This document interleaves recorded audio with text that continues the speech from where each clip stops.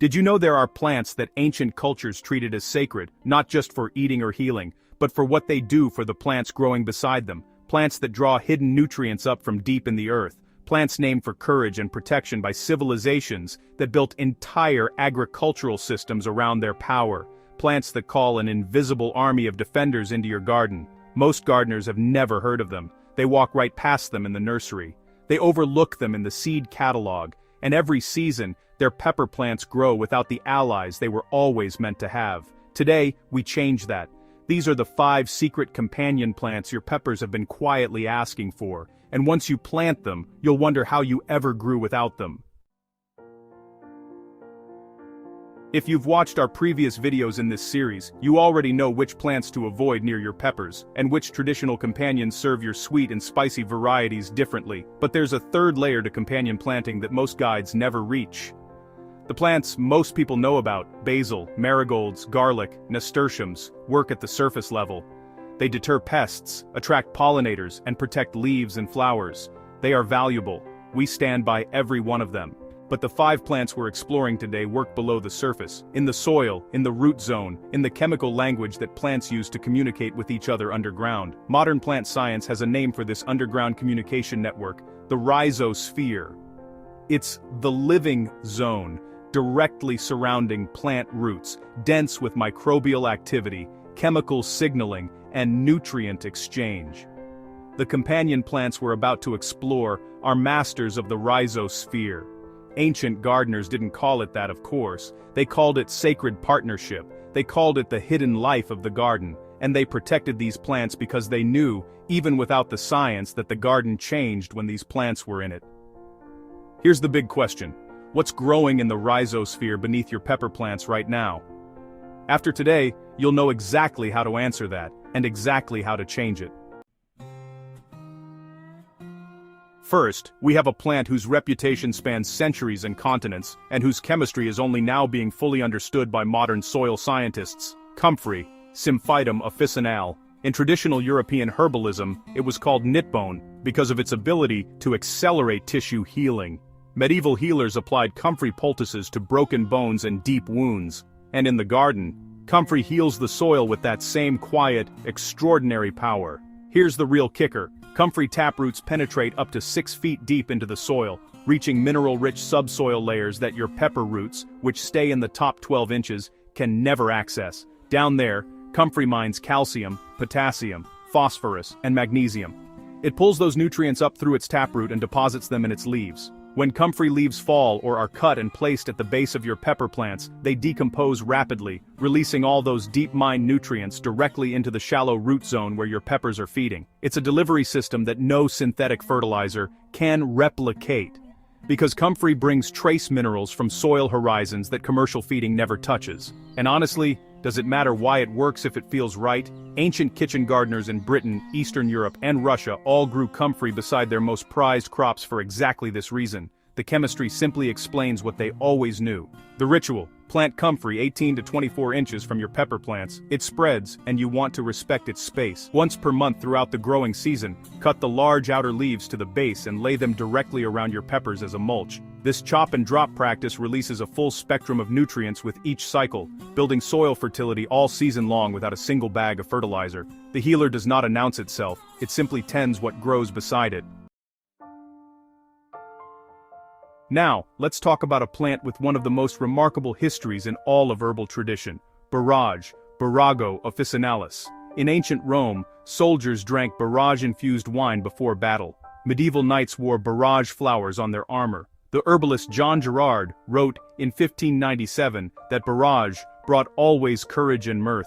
For 2,000 years, this plant carried a single reputation across cultures: courage. And in your pepper garden, it earns that name completely. Borage releases volatile compounds through both its leaves and flowers that are specifically repellent to tomato hornworms, the same caterpillar that attacks pepper plants alongside tomatoes, stripping foliage and destroying developing fruit. A borage border doesn't just deter them. It creates a chemical barrier they are genetically inclined to avoid. But borage does something else that puts it in a class entirely its own. Research from the University of Reading found that borage leaves increase the silicon uptake of plants growing nearby. Silicon strengthens plant cell walls, making surrounding plants physically more resistant to pest damage and fungal infection. Your peppers, grown beside BORAGE, develop thicker cell walls. They become, in the most literal sense, more resilient. The ritual: plant BORAGE in small clusters of 3, 1 cluster for every 4 pepper plants. BORAGE self-seeds freely, which means once you plant it, it will return to your garden each season without replanting. Allow it to do so. The plant knows where it wants to grow. Its star-shaped blue flowers are also fully edible, with a mild cucumber flavor, and make extraordinary additions to summer salads and drinks. Courage is not the absence of difficulty, it is the presence of something that stands firm beside you. Next, we have a plant that ancient farming cultures across the world independently discovered for the same reason, and that permaculture designers now consider one of the most strategic plants in the entire companion planting toolkit: buckwheat, Phagopyrum esculentum. Fast-growing, generous, and quietly transformative. Here's what most gardeners miss about buckwheat: it is not just a cover crop, it is a phosphorus accumulator. Its root system produces organic acids that solubilize phosphorus molecules locked in mineral form in your soil, phosphorus that your peppers need for root development and fruit formation, but cannot access on their own. Buckwheat makes what was unavailable, available. It is a soil alchemist, and it does this work in as little as 4 to 6 weeks from germination. But here's what makes buckwheat extraordinary for pest defense. Its small white flowers, produced in dense masses, are the single most attractive food source for hoverflies and parasitic wasps in the summer garden. Both are voracious predators of aphids and whitefly larvae. A buckwheat planting in your pepper garden essentially operates as a barracks, housing and feeding the very insects that patrol your crops. The ritual: sow buckwheat directly between your pepper rows in early to mid-summer. It germinates in 5 to 7 days and flowers within 4 to 6 weeks. Before it goes to seed, which it will do quickly, chop it and dig it lightly into the top few inches of soil as a green manure. This releases all of its accumulated phosphorus and organic matter directly into your pepper bed. Repeat once more in late summer if your season allows. What restores the earth restores everything that grows from it. Now, let's talk about a plant whose name reaches back to one of the oldest stories in Western culture: yarrow, Achillea millefolium, named for Achilles himself, who, according to ancient Greek tradition, used yarrow to stop the bleeding of his soldiers' wounds on the battlefield at Troy. The name Achillea honors this legend. In herbal medicine, yarrow has been used to heal wounds, reduce inflammation, and protect the body for more than 3,000 years. In your pepper garden, yarrow builds an army, an invisible one. Yarrow's flat-topped flower clusters, technically called corymbs, are architecturally perfect for the insects that most gardeners desperately want but can never seem to attract. Parasitic wasps, lacewings, hoverflies, and ladybugs all feed from yarrow's flowers because the nectar's accessible. Unlike tubular flowers, yarrow's open structure serves insects with both short and long mouth parts. These are the same insects that hunt and destroy aphid colonies, whitefly larvae, and the eggs of caterpillars before they hatch. Yarrow doesn't just attract them, it sustains them, keeping your garden's defense force present and fed all season long. And there's one more thing yarrow does that earns its place in any serious garden. Yarrow's roots release compounds that actively improve soil drainage and structure, reducing the waterlogging conditions that make pepper plants vulnerable to Pythium root rot in heavy or compacted soils. It conditions the ground while its flowers guard the sky above it. The ritual: plant yarrow on the windward border of your pepper bed, the side from which the prevailing breeze arrives, so that its scent and pollen drift naturally across your planting. Never deadhead yarrow flowers. The blooms are where your army assembles. Once established, yarrow is drought-tolerant and essentially self-sustaining. It asks almost nothing and gives everything. The greatest armies are the ones that form before the battle is announced. And last but not least, a plant that carries perhaps the most ancient and specific companion planting legacy of any herb in the Western Hemisphere: EPAZOTE, Dysphania ambrosioides. If you've ever eaten authentic Mexican black beans, you've tasted EPAZOTE.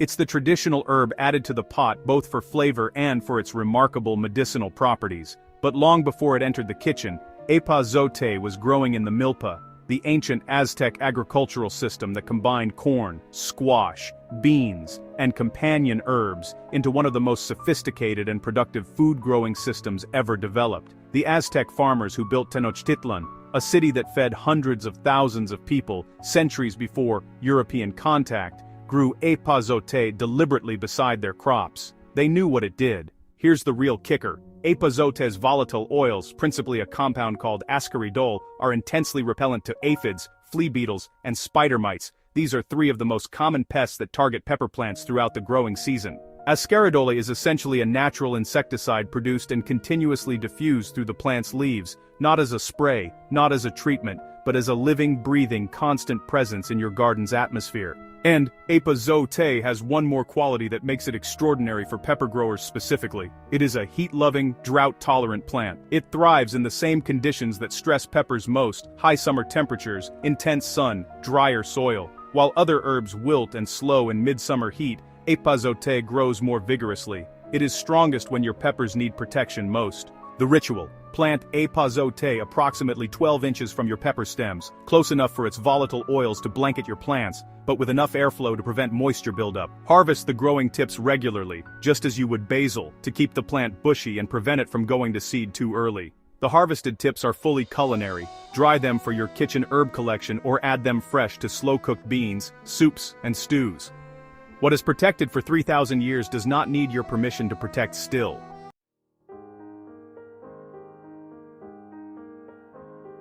And there you have it. 5 plants, 5 ancient traditions, 5 layers of protection and nourishment working simultaneously beneath and around your peppers. But companion planting is not just a list, it is a design, and these 5 plants, placed intentionally, function as a single living system. Here is how to place them together. At the base of your pepper plants, COMFREY, positioned 18 to 24 inches out, its leaves harvested monthly as a nutrient mulch. This is your soil feeding layer, working downward into the earth. Planted through the bed, BORAGE in clusters, 1 cluster for every 4 peppers. This is your resilience layer, strengthening cell walls and guarding against hornworms. Between your rows, buckwheat, sown, and chopped in cycles. This is your soil restoration layer, unlocking phosphorus and feeding your beneficial insect allies. On the windward border, YARROW, allowed to bloom freely. This is your defense layer, the invisible army, assembled and sustained all season. 12 inches from each pepper stem, EPAZOTE, harvested at the tips. This is your ancient guardian layer, the atmospheric shield that has protected gardens for 3,000 years. Together, these 5 plants address every major challenge pepper growers face: nutrient access, soil health, pest pressure, pollination, and resilience. They work above ground and below it. They feed the microbial life that feeds your plants. They call the defenders that guard your harvest. And not one of them requires a single synthetic input. This is what ancient gardeners knew. This is what the science is confirming. And this is what your pepper plants have always been reaching for. Which of these 5 plants surprised you most, and which one are you planting first this season? I love hearing from you, so feel free to leave a comment below. Your garden story might just be exactly what someone else in this community needs to hear. For more ways to build a garden rooted in ancient wisdom and modern plant science, check out these related videos, including Never Plant These 7 Plants Near Your Peppers, and Sweet versus Spicy Peppers, the companion plants that make the difference. The full series is linked below. Subscribe to our channel if you haven't already, and hit the bell icon so you never miss a new garden ritual. Thanks for watching, stay positive, and I'll see you in the next video.